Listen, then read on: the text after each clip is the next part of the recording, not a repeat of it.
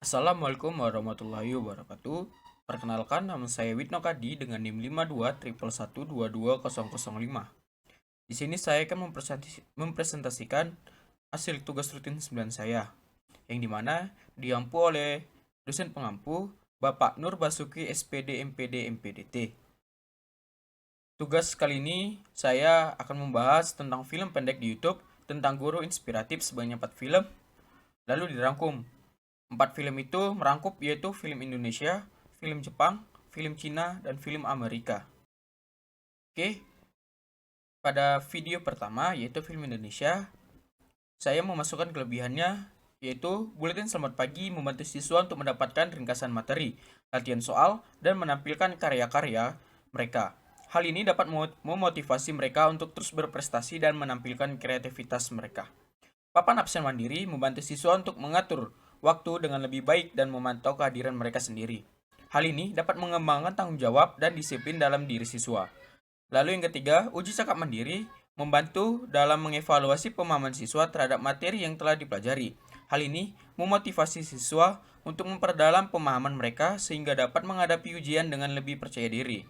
Selanjutnya yaitu kantong peraga mandiri atau penggunaan teknologi modern seperti Infocus. Ini membantu menyajikan materi pembelajaran dengan cara menarik dan inovatif. Hal ini dapat membuat proses pembelajaran lebih menarik bagi siswa. Selanjutnya dalam berjawab berkomik, dapat membantu mengurangi ketegangan siswa selama ujian. Hal ini dapat menciptakan lingkungan belajar yang lebih santai dan menyenangkan, sehingga siswa dapat fokus lebih baik pada tugas-tugas mereka. Lalu selanjutnya ada pohon ilmu, yang dimana dapat menjadi motivasi bagi siswa untuk berprestasi lebih baik dan berlomba-lomba dalam prestasi akademik. Hal ini dapat menciptakan semangat kompetitif yang sehat di antara mereka. Selanjutnya itu adalah kotak permainan.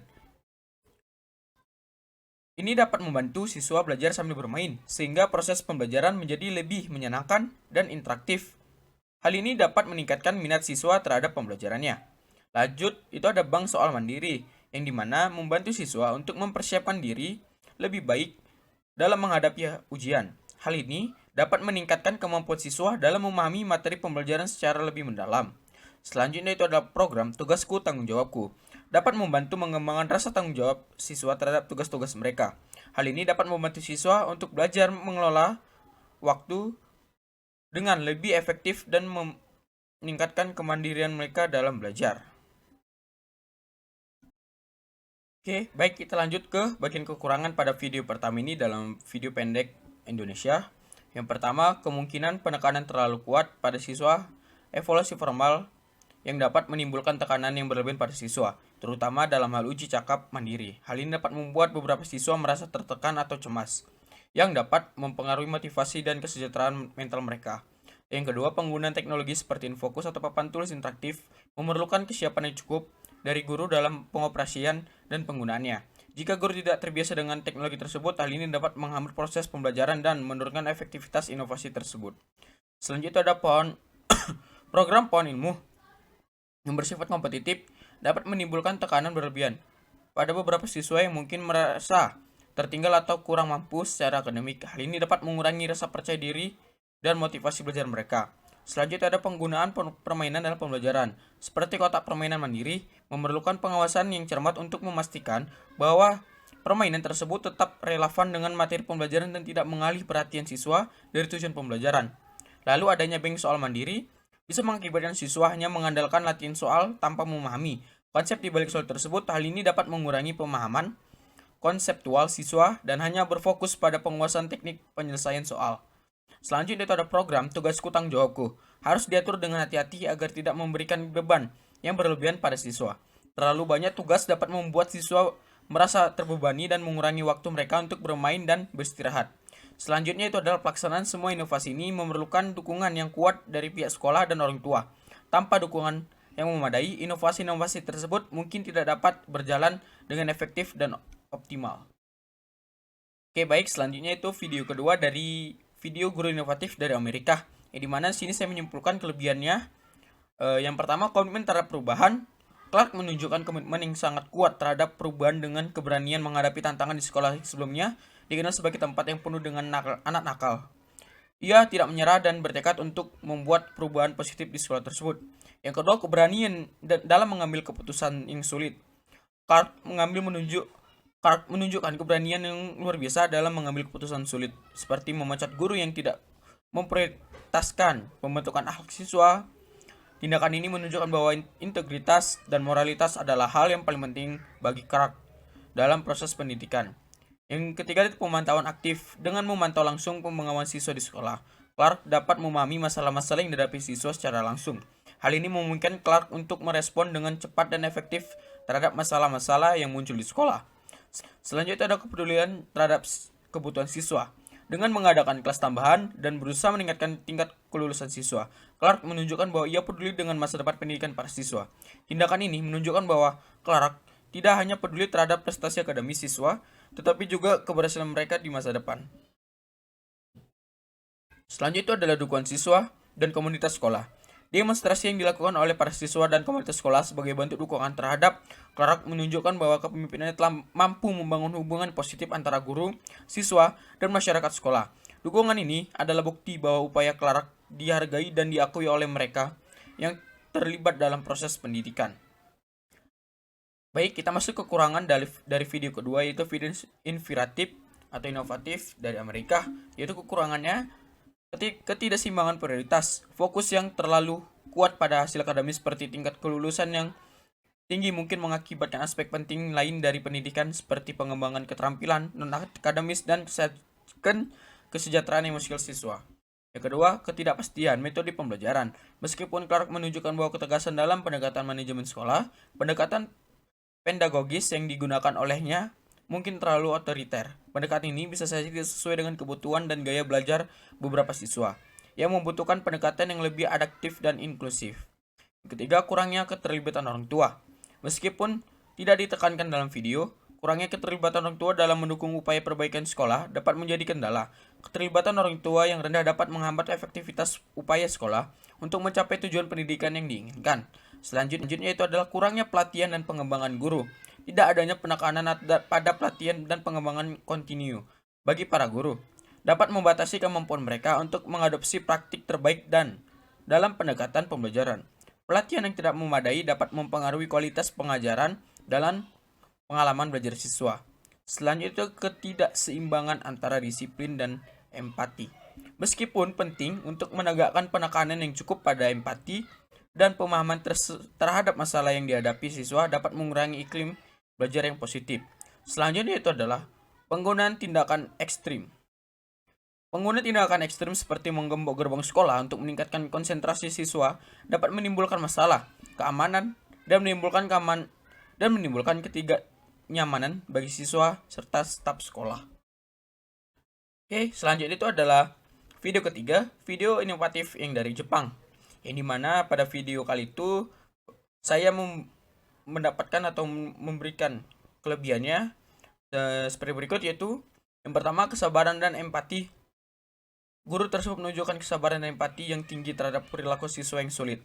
Ia berusaha memahami alasan dibalik perilaku siswa dan memberikan perhatian ekstra untuk membantu siswa tersebut mengatasi masalahnya. Yang kedua, kesadaran akan masalah kesehatan. Guru tersebut menunjukkan perhatian terhadap masalah kesehatan siswa dan dengan menghampirinya dan bertanya tentang kondisinya ketika ia mengeluh sakit perut. Tindakan ini menunjukkan kesadaran dan kepekaan guru terhadap kesejahteraan fisik siswa. Selanjutnya, komunikasi terbuka dengan orang tua. Guru tersebut berkomunikasi secara terbuka dengan orang tua siswa yang sulit, memberikan pemahaman kepada mereka tentang situasi di sekolah dan bekerja sama untuk menemukan solusi yang tepat untuk membantu siswa tersebut. Selanjutnya, pentingnya dukungan emosional. Guru dan teman-teman sekelasnya menunjukkan dukungan emosional yang besar terhadap siswa yang sulit dengan merayakan ulang tahunnya dan memberikan hadiah yang membuatnya senang. Dukungan semacam ini penting untuk membangun rasa percaya diri dan kesejahteraan emosional siswa. Selanjutnya itu adalah penghargaan terhadap individualitas siswa. Meskipun siswa tersebut sulit, guru dan teman sekelasnya tetap menerima dan menghargai keberadaannya. Mereka mencoba untuk memahami dan merespon kebutuhan dan perasaan siswa tersebut, sehingga menciptakan lingkungan yang inklusif dan penuh kasih di sekolah. Selanjutnya itu adalah pemahaman tentang asal mula perilaku. Guru tersebut berusaha untuk memahami akar masalah perilaku siswa yang sulit, menunjukkan kesadaran akan kompleksitas yang mungkin terlibat dalam perilaku tersebut dan berusaha mencari solusi yang bersifat mendasar dan berkelanjutan.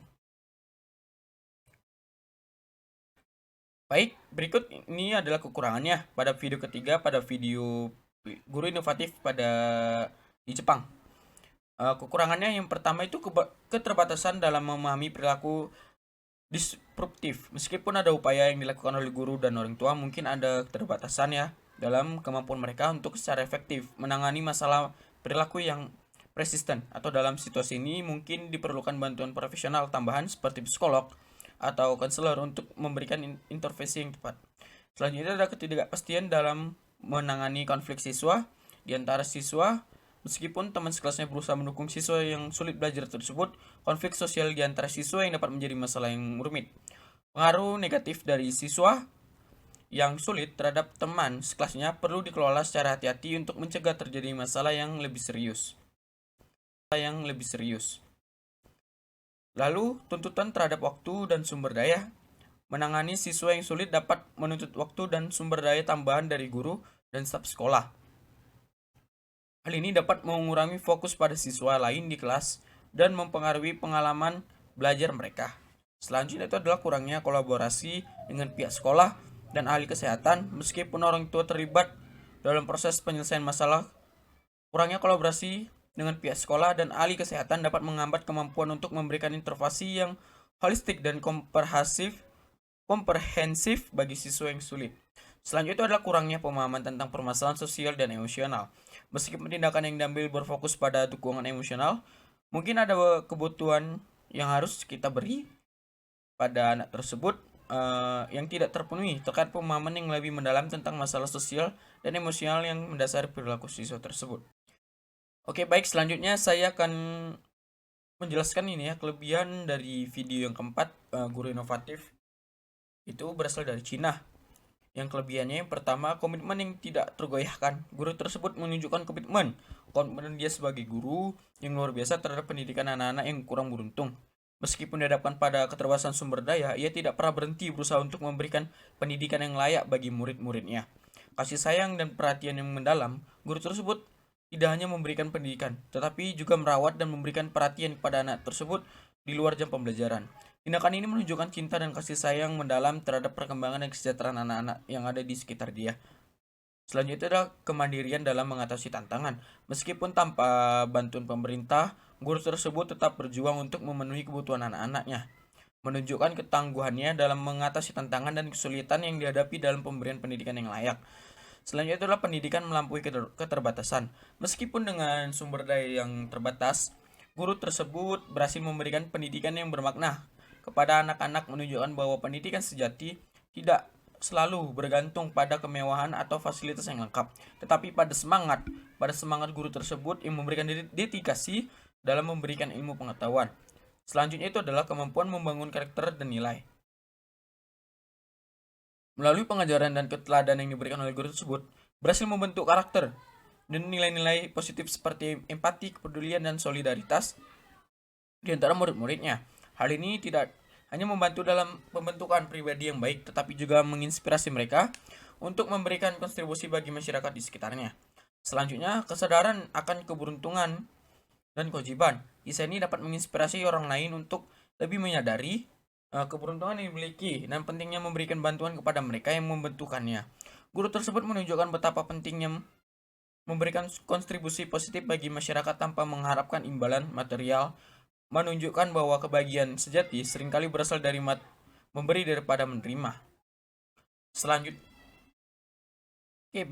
sini saya akan membahas tentang kekurangan dari video tersebut yang berasal dari Cina.